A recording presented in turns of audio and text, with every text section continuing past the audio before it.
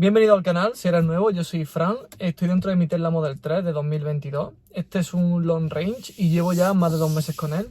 Tengo bastantes experiencias y he aprendido muchas cosas que o no sabía antes de comprarme el coche o por la información que hay en la web y en las redes no sabía si eran verdad, si eran mentiras.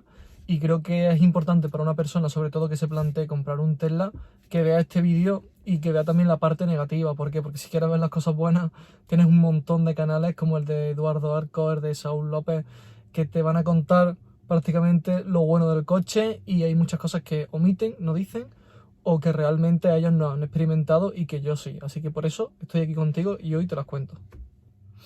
Empecemos por el autopilot. El autopilot yo creo que es la gran mentira que ha vendido Tesla. Ellos tienen una idea, ellos piensan que en el futuro el autopilot va a funcionar, que tal, pero bueno, aquí estamos viviendo en Europa. Tesla es una compañía norteamericana, en Norteamérica es otro rollo completamente el que están llevando con el autopilot, va mucho más avanzado, tienen muchas mejores experiencias de conducción con él. Pero claro, aquí en Europa el autopilot está limitado a nivel de autonomía 2, es decir, tú tienes que supervisar el coche y cuando te va a ir en plan autopilot solo debería ser en autovía. El hacerlo en vía urbana es muy peligroso y nada aconsejable. El coche experimenta muchísimas frenadas fantasma, muchísimos errores a la hora de ver las señales de tráfico y modular la velocidad respecto a ellas, tanto para bien como para mal.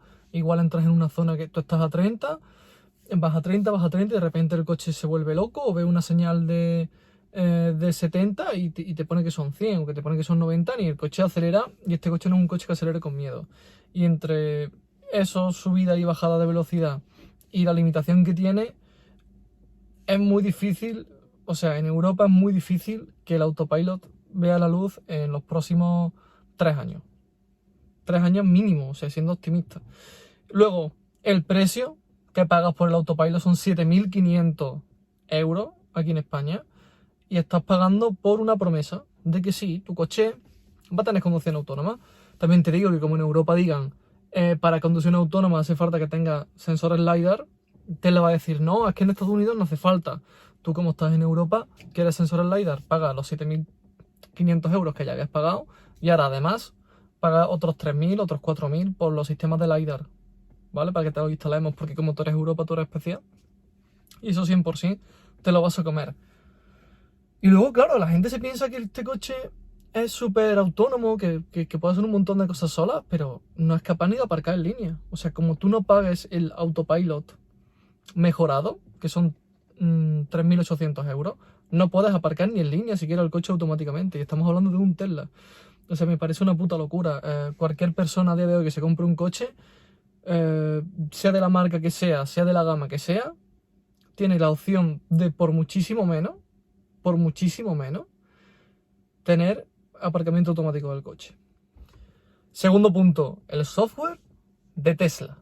¿Quién no aclama el software de Tesla y lo bueno que es y lo bien que lo hacen todo y lo bien que se les da a actualizar software? Y la verdad es que es súper top, no me puedo quejar. Bueno, sí me puedo quejar y por eso estamos aquí. El navegador de Tesla, para la marca que es, cómo se vende a nivel de software, cómo se vende con el sistema de Starlink, que se supone que son súper tope de gama a nivel de navegación. El navegador de Tesla es lamentable, sin más. O sea, nos manda por carreteras que tienen muchísimos más años, que están cerradas incluso. No es capaz de reconocerte para llegar a un sitio unos caminos que sean carreteras secundarias cuando te hace falta. Y el tema de los... Vamos, yo me di cuenta en los supercargadores al principio, en nuestro primer viaje a Francia, está subido al canal, si no lo has visto, por cierto. Y íbamos a los supercargadores y no tenía nada claro cómo entrar siquiera. Porque claro, eran hoteles y tú vas de primera y tampoco piensas que va a ser el hotel. Y el mapa tampoco... bueno, el mapa sí te lo marca bien, pero el navegador ni de coña te dice cómo tienes que entrar al hotel. Y es un supercargador, que es una zona que se supone que tiene que estar súper controlada y súper optimizada por Tesla de cara a la experiencia de usuario. El tema de la compatibilidad. Que un coche de esta generación, con esta tecnología, con tanto software, con tanto prestigio, no tenga compatibilidad ni con Apple CarPlay ni con Android Auto, me parece simplemente lamentable. Vas conduciendo, depende del navegador del coche, muchas veces tienes que ponerte otro por si te gusta utilizar aplicaciones como Waze, o si te vas a manejar dentro de ciudad y quieres usar Google Maps, que va bastante bien. no puedes hacerlo, tienes que hacerlo con el móvil aparte de la pantalla. Y al final es una locura. Es una locura porque es verdad que el navegador de Tesla tiene lo positivo de que te calcula la ruta, te dice en qué supercharger parar, en qué supercharger no. Pero es que no tiene ni Apple CarPlay, tío. Es que quiero poner música y es algo súper rudimentario. Tengo que estar constantemente, si quiero cambiar de lista, echándole el ojo al móvil. Y creo que es algo súper inseguro y que no les costaría nada llegar a un acuerdo con Apple o con Google para sincronizar esos sistemas y hacer que vaya muchísimo mejor la experiencia de usuario. Que llegado a la experiencia de usuario, el software cambia constantemente. Entonces, si tú eres una persona que tiene ciertos problemas con la tecnología o que te cuesta mucho situarte, vas a ver que si tú te aprendes algún día, a la semana siguiente ya te han cambiado toda la colocación de los iconos. Ahora hay cosas que no puedes ver, cosas que sí puedes ver, cosas que antes veías de un golpe o que tú sabías ya dónde estaban. Ahora tienes que irte a un menú, clicar y luego clicar otras 2 veces para encontrarla.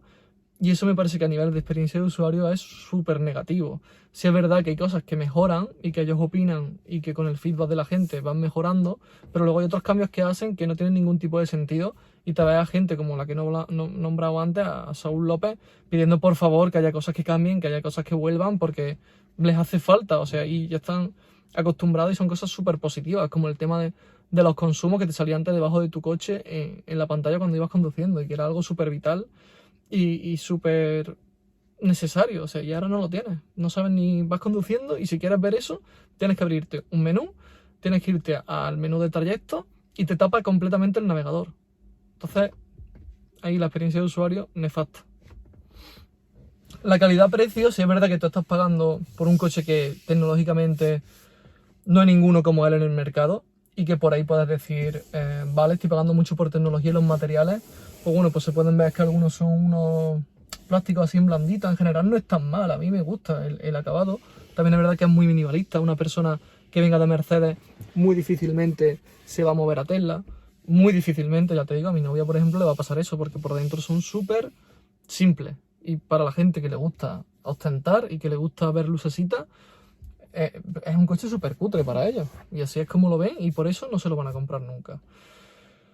Hablamos de calidad-precio, que vale, por ahí te pueden vender el tema de que puede ser tan simple y tal, pero los acabados, hola, perdona, los acabados, yo no me puedo quejar por dentro de cómo están los acabados de mi coche. También es verdad que los puntos más sensibles no los toco muy fuertes, pero yo ya tenía problemas de que me viene de fábrica un asiento de una forma horrorosa, que yo eso no lo había visto en mi vida, que es totalmente asimétrico y está como descolocado, y luego vas al service center y te dice el tío que no, que eso es así.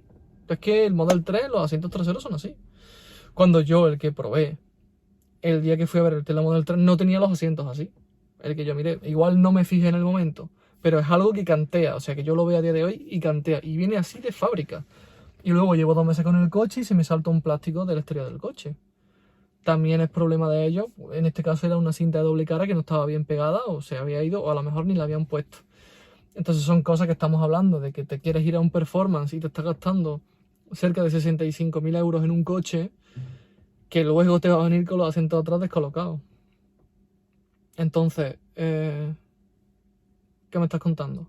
Porque bueno, ahora estamos en la época buena.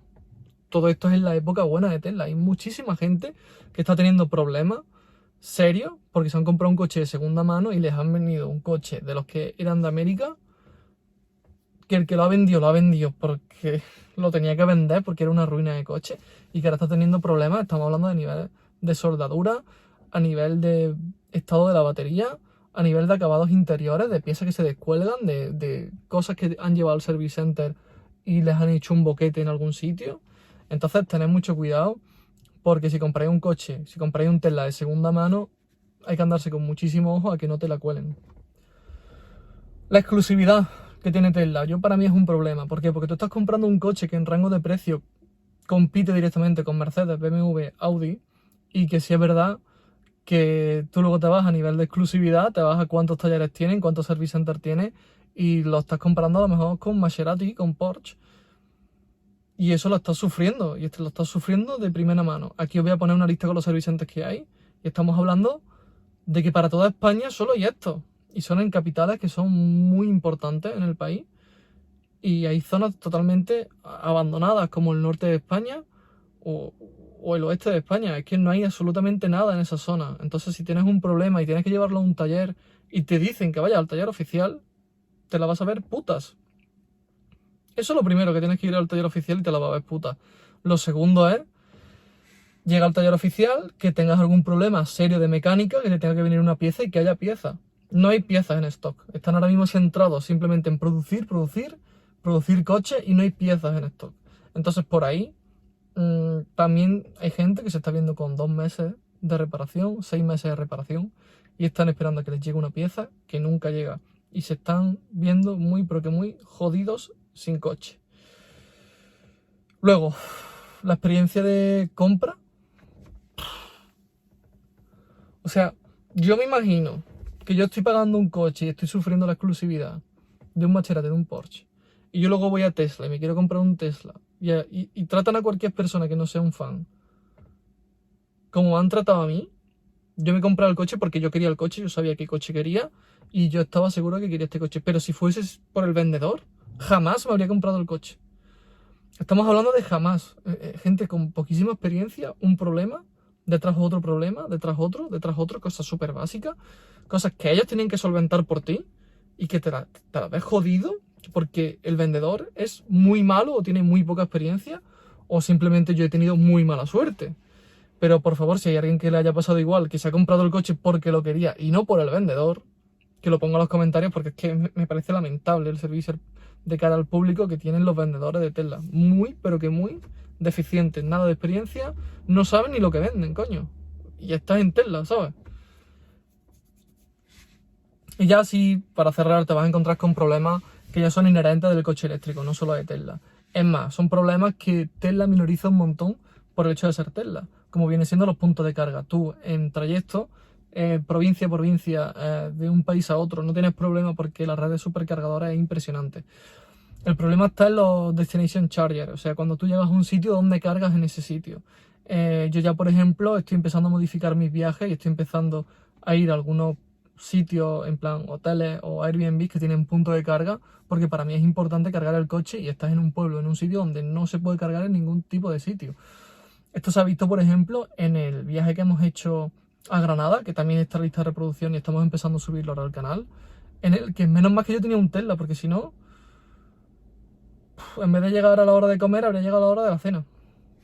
Y no estoy exagerando de ninguna manera. Cosas que no te cuentan, que deberías saber, el consumo vampírico. Sí, por ahí se oye, dicen algo, pero yo te estoy diciendo a ti que mi coche, por cada noche que pasa en la calle, está consumiendo un 4% de batería. Y eso, si tienes pensado dejar el coche durante largos periodos de tiempo, por ejemplo, vas en un viaje, dejas el coche en el aeropuerto, ten cuidado cuánto tiempo dejas el coche, porque estamos hablando que en una semana se te va un 28% la batería.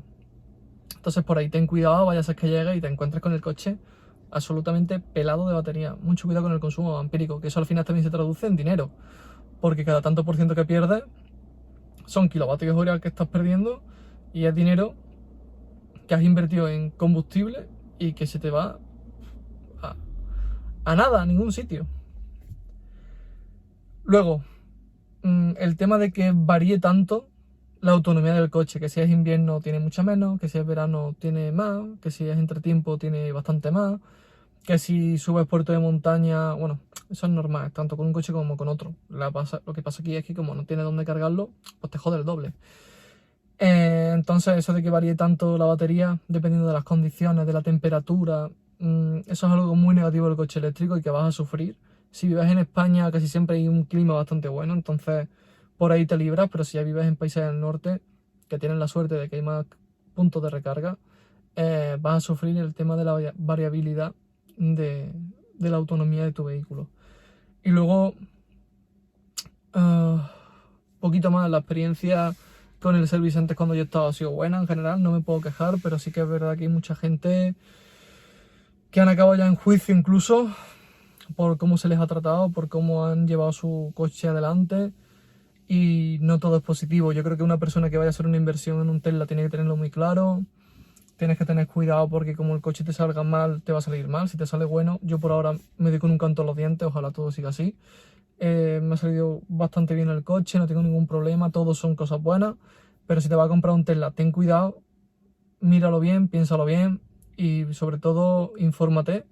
Ten también mucho respeto a la información porque es muy fácil decir llaman a revisión a 1 millón de Tesla cuando eso es totalmente mentira, sino que simplemente han puesto una actualización. Había un problema que normalmente es un problema menor y que lo actualizan over the air. O sea, tú ni te enteras de que lo has actualizado. Pero claro, la información de los medios vende mucho decir que retiran 1 millón de Teslas del mercado y cuidado con Tesla. Así que atento a lo que te informa, ni todo es perfecto, ni todo es una ruina, si no la empresa no estaría donde está. Así que nada, espero que te sirva de ayuda este vídeo y que con suerte te una a la movilidad eléctrica. Sea con Tesla, sea con otro vehículo, adelante, disfruta y nos vemos. Chao. Bueno, y para que se haya quedado hasta el final, decirte que a ti te venden el coche en WLTP 614, pero luego aquí te pone EPA, que son unos 50 menos. Así que eso tenlo en cuenta. Si no estás suscrito y has llegado hasta aquí, no sé qué estás haciendo.